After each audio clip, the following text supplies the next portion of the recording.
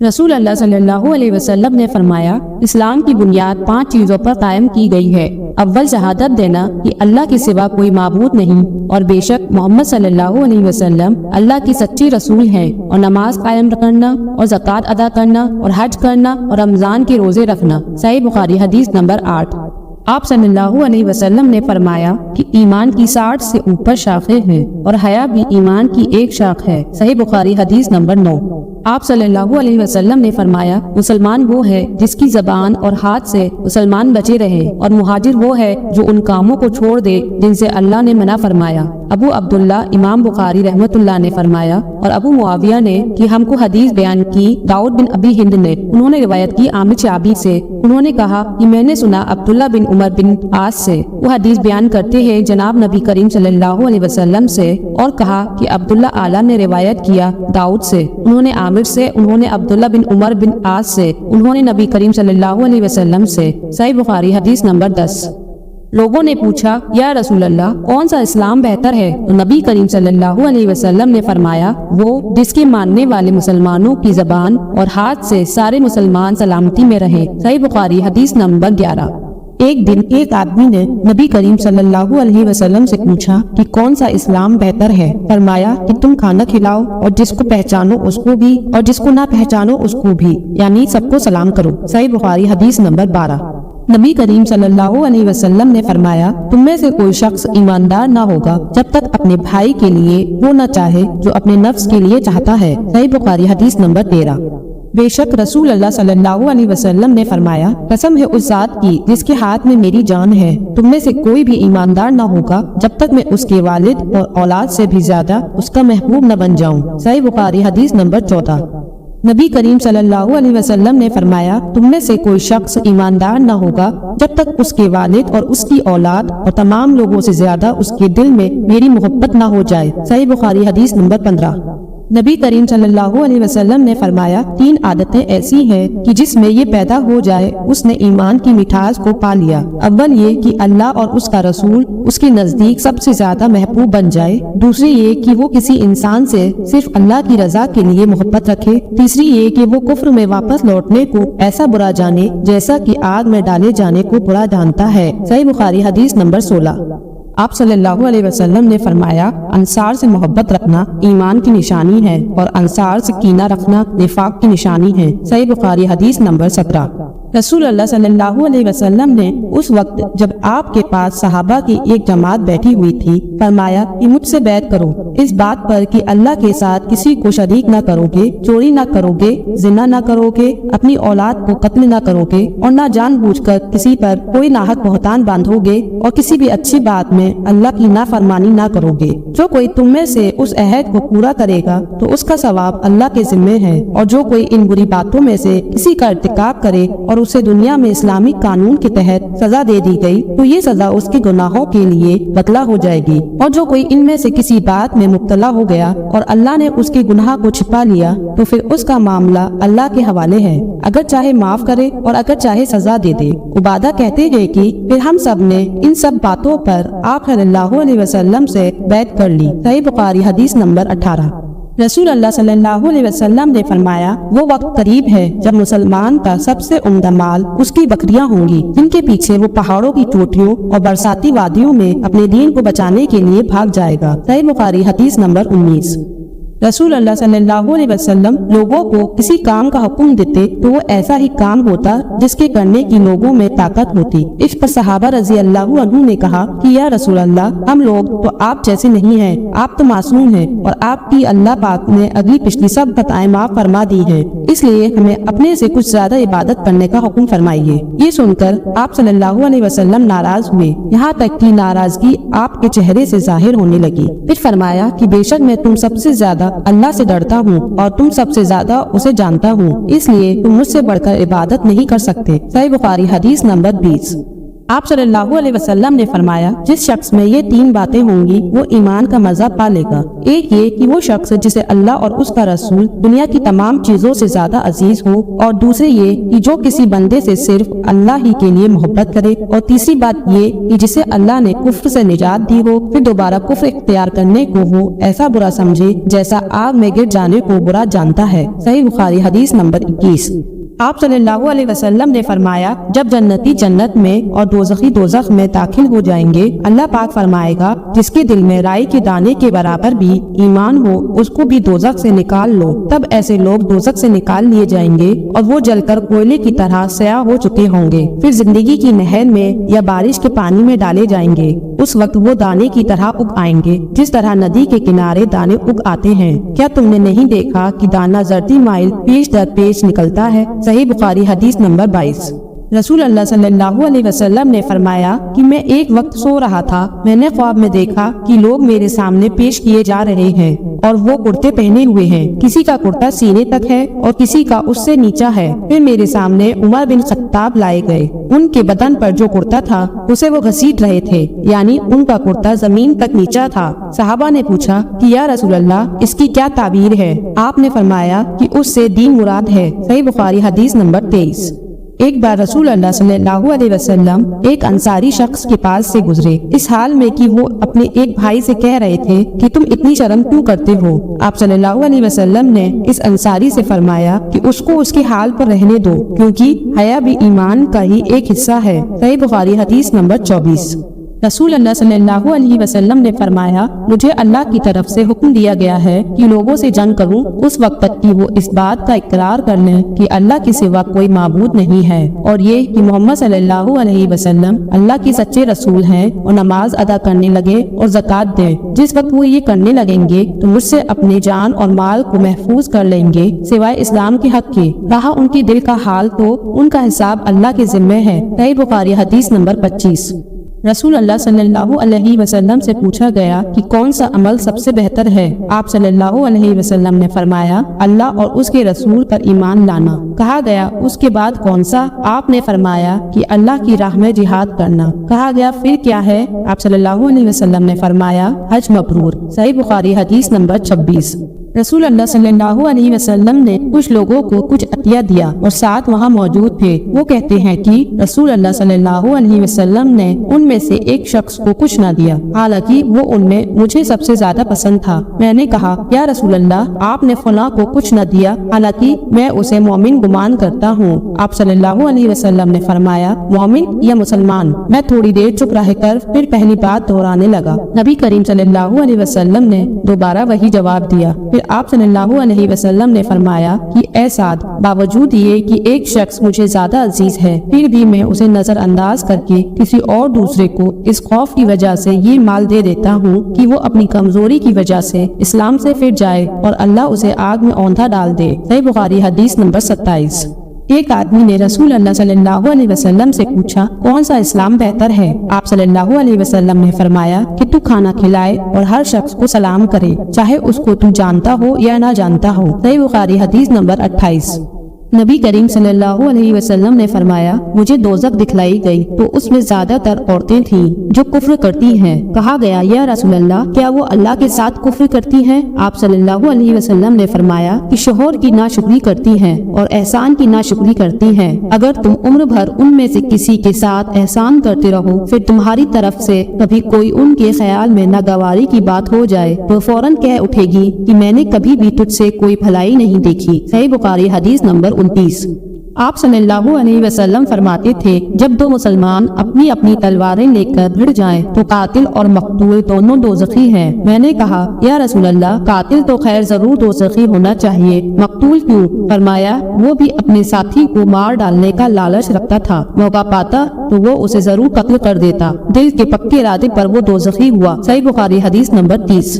میں ابو ذر سے ربضہ میں ملا، وہ ایک جوڑا پہنے ہوئے تھے اور ان کا غلام بھی جوڑا پہنے ہوئے تھا۔ میں نے اس کا سبب پوچھا تو کہنے لگی کہ میں نے ایک شخص یعنی غلام کو برا بھلا کہا تھا اور اس کی ماں کی غیرت دلائی یعنی گالی دی۔ تو رسول اللہ صلی اللہ علیہ وسلم نے یہ معلوم کر کے مجھ سے فرمایا، اے ابو ذر، تو نے اسے ماں کے نام سے غیرت دلائی، بے شک تجھ میں ابھی کچھ زمانہ جاہلیت کا اثر باقی ہے۔ یاد رکھو ماتحت لوگ تمہارے بھائی ہیں، اللہ نے اپنی کسی مصلحت کے بنا پر انہیں تمہارے قبضے میں دے رکھا ہے، تو جس کے ماتحت اس کا کوئی بھائی ہو تو اس کو بھی وہی کھلائے جو آپ کھاتا ہے اور وہی کپڑا اسے پہنائے جو آپ پہنتا ہے، اور ان کو اتنے کام کی تکلیف نہ دو کہ ان کے لیے مشکل ہو جائے، اور اگر کوئی سخت کام ڈالو تو تم خود بھی ان کی مدد کرو۔ صحیح بخاری حدیث نمبر 31۔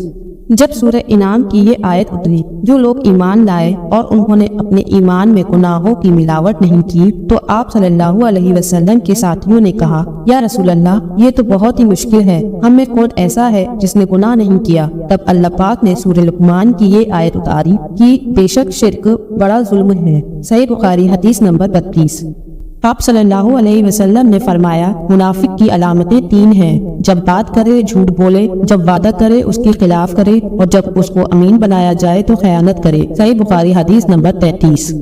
رسول اللہ صلی اللہ علیہ وسلم نے فرمایا کہ 4 عادتیں جس کسی میں ہو تو وہ خالص منافق ہے، اور جس کسی میں ان 4 میں سے ایک عادت ہو تو وہ بھی نفاق ہی ہے جب تک اسے نہ چھوڑ دے۔ وہ یہ ہے، جب اسے امین بنایا جائے تو امانت میں خیانت کرے اور بات کرتے وقت جھوٹ بولے، اور جب کسی سے عہد کرے تو اسے پورا نہ کرے، اور جب کسی سے لڑے تو گالیوں پہ اتر آئے۔ صحیح بخاری حدیث نمبر 34۔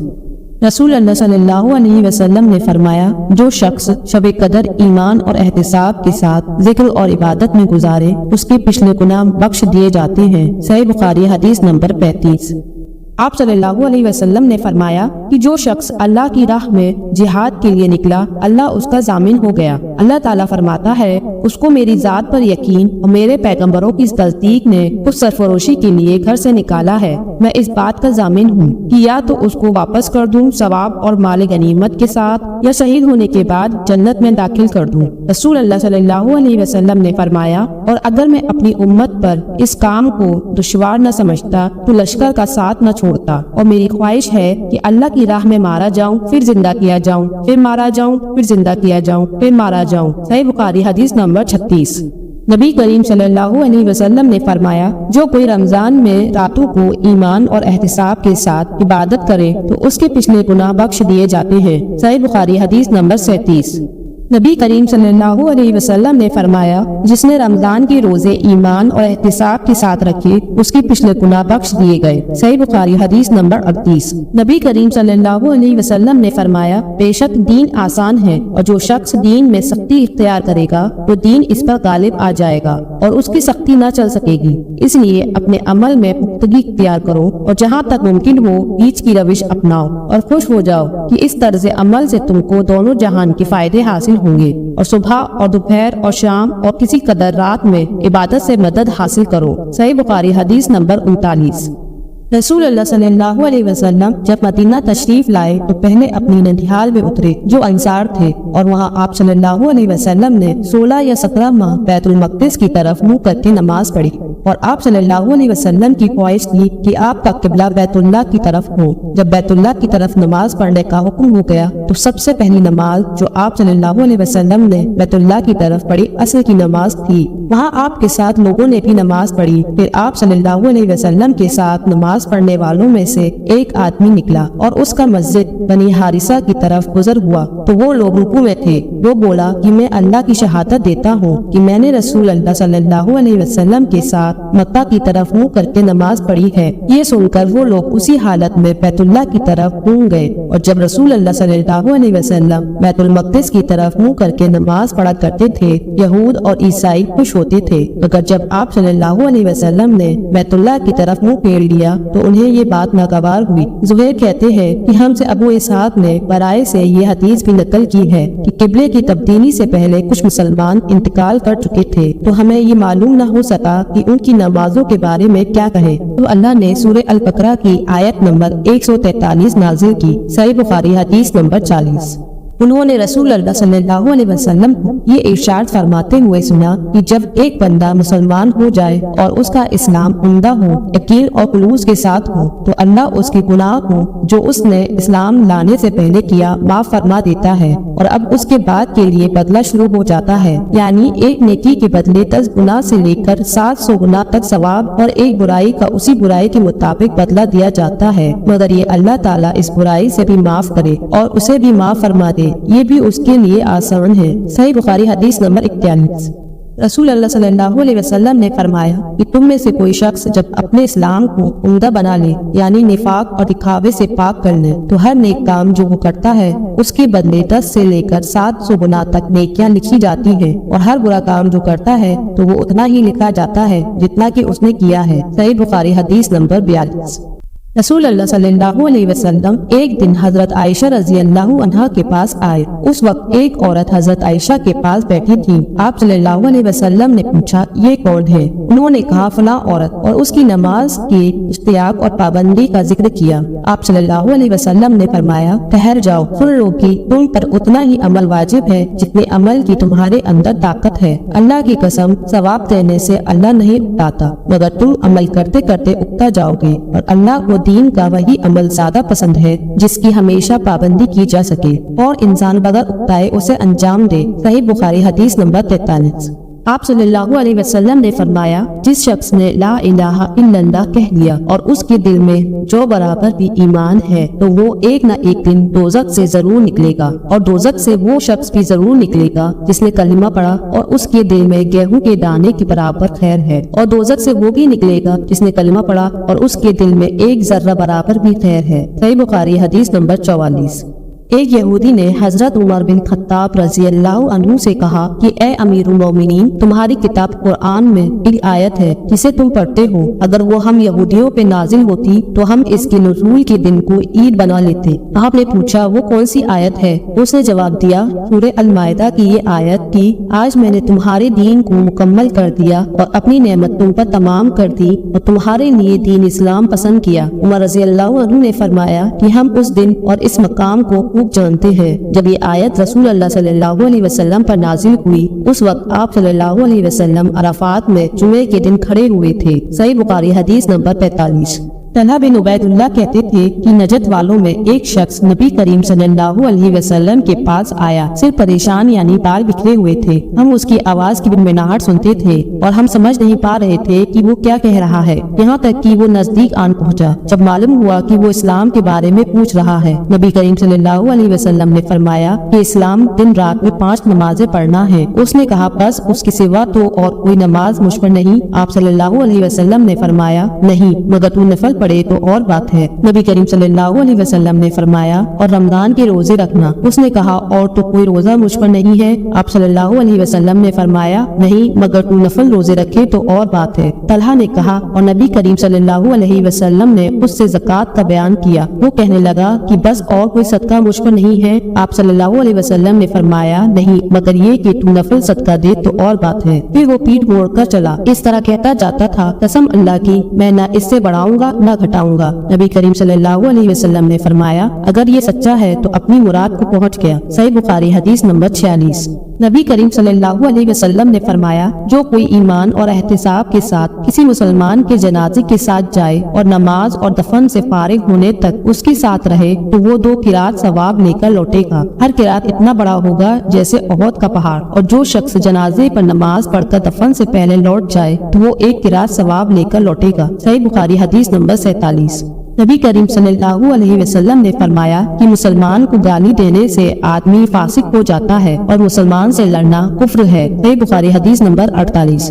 نبی کریم صلی اللہ علیہ وسلم اپنے حجرے سے نکلے، لوگوں کو شب قدر بتانا چاہتے تھے وہ کون سی رات ہے۔ اتنے میں 2 مسلمان آپس میں لڑ پڑے۔ آپ صلی اللہ علیہ وسلم نے فرمایا، میں تو اس لیے باہر نکلا تھا کہ تم کو شب قدر بتاؤں، اور فلاں فلاں آدمی لڑ پڑے تو وہ میرے دل سے اٹھا لی گئی، اور شاید اسی میں کچھ تمہاری بہتری ہو، تو اب ایسا کرو کہ شب قدر کو رمضان کی 27ویں، 29ویں اور 25ویں رات میں ڈھونڈا کرو۔ صحیح بخاری حدیث نمبر 49۔ ایک دن نبی کریم صلی اللہ علیہ وسلم لوگوں میں تشریف فرما رہے تھے کہ آپ کے پاس ایک شخص آیا اور پوچھنے لگا کہ ایمان کسے کہتے ہیں۔ آپ صلی اللہ علیہ وسلم نے فرمایا کہ ایمان یہ ہے کہ تم اللہ پاک کی وجود اور اس کی یکتائی پر ایمان لاؤ، اور اس کے فرشتوں کی وجود پر، اور اس اللہ کی ملاقات کے حق ہونے پر، اور اس کے رسولوں کے حق ہونے پر، اور مرنے کے بعد دوبارہ اٹھنے پر ایمان لاؤ۔ پھر اس نے پوچھا کہ اسلام کیا ہے؟ آپ صلی اللہ علیہ وسلم نے پھر جواب دیا کہ اسلام یہ ہے کہ تم خالص اللہ کی عبادت کرو اور اس کے ساتھ کسی کو شریک نہ بناؤ، اور نماز قائم کرو اور زکوٰۃ فرض ادا کرو اور رمضان کے روزے رکھو۔ پھر اس نے احسان کے متعلق پوچھا۔ آپ صلی اللہ علیہ وسلم نے فرمایا احسان یہ ہے کہ تم اللہ کی عبادت اس طرح کرو مانو تم اسے دیکھ رہے ہو، اگر یہ درجہ حاصل نہ ہو تو پھر یہ سمجھو کہ وہ تم کو دیکھ رہا ہے۔ پھر اس نے پوچھا کہ قیامت کب آئے گی؟ آپ صلی اللہ علیہ وسلم نے فرمایا کہ اس کے بارے میں جواب دینے والا پوچھنے والے سے کچھ زیادہ نہیں جانتا، البتہ میں تمہیں اس کی نشانیاں بتا سکتا ہوں۔ وہ یہ ہے کہ جب لونڈی اپنے مالک کو جنے گی اور جب سیاہ اونٹوں کے چرانے والے دیہاتی لوگ ترقی کرتے کرتے مکانوں کی تعمیر میں ایک دوسرے سے بازی لے جانے کی کوشش کریں گے۔ قیامت کا علم ان 5 چیزوں میں ہے جن کو اللہ کے سوا کوئی نہیں جانتا۔ پھر آپ نے یہ آیت پڑھی کہ اللہ ہی کو قیامت کا علم ہے کہ وہ کب ہوگی، آخری آیت تک۔ پھر وہ پوچھنے والا پیٹ پھیر کر جانے لگا۔ آپ صلی اللہ علیہ وسلم نے فرمایا کہ اسے واپس بلا کر لاؤ۔ لوگ دوڑ پڑے مگر وہ کہیں نظر نہیں آیا۔ آپ صلی اللہ علیہ وسلم نے فرمایا کہ وہ جبرائیل علیہ السلام تھے جو لوگوں کو ان کا دین سکھانے آئے تھے۔ صحیح بخاری حدیث نمبر 50۔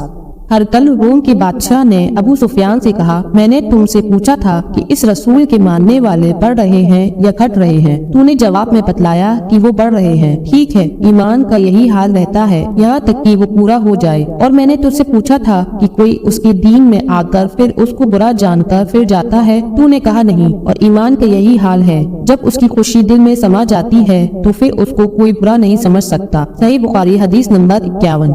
نبی کریم صلی اللہ علیہ وسلم سے سنا، آپ فرماتے تھے حلال ظاہر ہے اور حرام بھی ظاہر ہے، اور ان دونوں کے بیچ کچھ چیزیں شبہ کی ہیں جن کو بہت لوگ نہیں جانتے کہ حلال ہے یا حرام۔ پھر جو کوئی شبہ کی چیزوں سے بچ گیا اس نے اپنے دین اور عزت کو بچا لیا، اور جو کوئی ان شبہ کی چیزوں میں پڑ گیا اس کی مثال اس چرواہے کی ہے جو شاہی محفوظ چراگاہ کے آس پاس اپنے جانوروں کو چرائے۔ وہ قریب ہے کہ کبھی اس چراگاہ کے اندر گھس جائے اور شاہی مجرم قرار پائے۔ سن لو، ہر بادشاہ کی ایک چراگاہ ہوتی ہے، اللہ کی چراگاہ اس کی زمین پر حرام چیزیں ہیں، اس لیے ان سے بچو۔ اور سن لو، بدن میں ایک گوشت کا ٹکڑا ہے، جب وہ صحیح ہوگا سارا بدن صحیح ہوگا، اور جہاں وہ بگڑا سارا بدن بگڑ گیا۔ سن لو، وہ ٹکڑا آدمی کا دل ہے۔ صحیح بخاری حدیث نمبر 52۔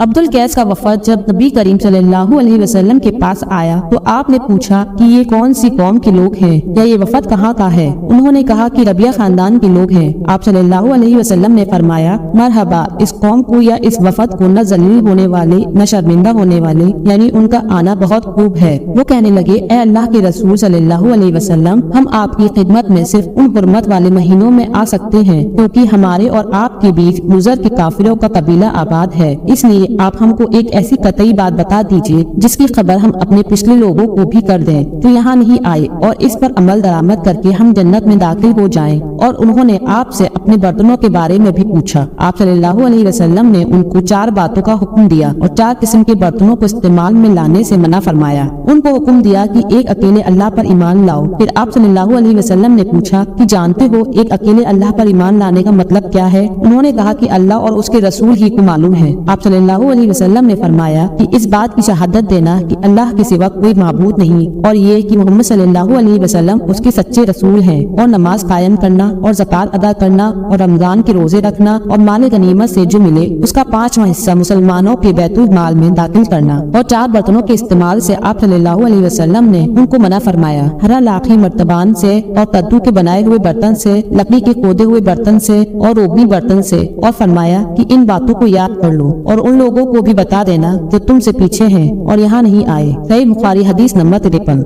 نبی کریم صلی اللہ علیہ وسلم نے فرمایا، عمل کا دار و مدار نیت پر ہی ہے، یا نیت ہی کے مطابق ان کا بدلہ ملتا ہے، اور ہر آدمی کو وہی ملے گا جو نیت کرے گا۔ اس لیے جو کوئی اللہ اور اس کے رسول کی رضا کے لیے ہجرت کرے اس کی ہجرت اللہ اور اس کے رسول کی طرف ہوگی، اور جو کوئی دنیا کمانے کے لیے یا کسی عورت سے شادی کرنے کے لیے ہجرت کرے گا تو اس کی ہجرت انہی کاموں کے لیے ہوگی۔ صحیح بخاری حدیث نمبر 54۔ آپ صلی اللہ علیہ وسلم نے فرمایا، جب آدمی ثواب کی نیت سے اپنے اہل اور خاندان پر خرچ کرے اس لیے وہ بھی اس کے لیے صدقہ ہے۔ صحیح بخاری حدیث نمبر 55۔